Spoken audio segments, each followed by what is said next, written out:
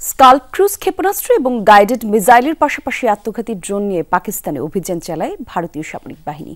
সুনির্দিষ্ট তথ্যের ভিত্তিতে জঙ্গিদের অবস্থানে অভিযান চালানো হয়েছে বলে দাবি নয়াদিল্লির। অভিযান সংক্রান্ত ভিডিও প্রকাশ করা হয়েছে। অন্যদিকে পাকিস্তান বলছে ৭০ থেকে ৮০টি ফাইটার জেট নিয়ে অভিযান চালায় ভারত। শ্রীলঙ্কা আবারও রপ্তানিতে শীর্ষে।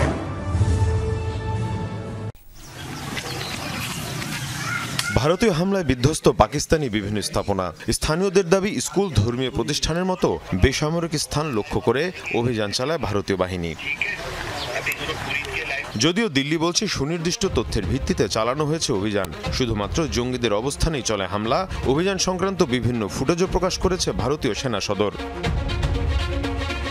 অভিযানে ব্যবহার করা হয় স্কাল্প ক্রুজ ক্ষেপণাস্ত্র এবং হ্যামার প্রিসিশন গাইডেড মিসাইল। ইউরোপীয় সমরাস্ত্র প্রতিষ্ঠানের তৈরি ক্ষেপণাস্ত্র দুটি নির্ভুলভাবে টার্গেটে আঘাত হানতে সক্ষম। এর পাশাপাশি ব্যবহার করা হয় আত্মঘাতী ড্রোন।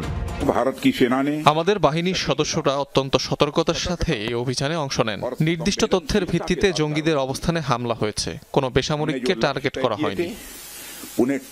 পাকিস্তানের দাবি ৭০ থেকে ৮০টি যুদ্ধ বিমান নিয়ে হামলা চালায় ভারত। আকাশ প্রতিরক্ষা ব্যবস্থা এবং পাল্টা ফাইটার জেট মোতায়েন করে ইসলামাবাদও। রাফাল সহ অন্তত ৫টি ভারতীয় জেট ধ্বংসের দাবি পাকিস্তানের। ওরা চোরের মতো রাতের আঁধারে হামলা করতে এসেছে। ভারত ৭০-৮০টি বিমান নিয়ে হামলা করেছিল, তবে আমরাও পাল্টা জবাব দিয়েছি।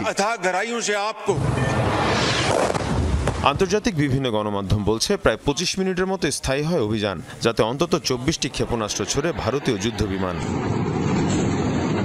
মীর মুশফিকা হাসান, যমুনা নিউজ।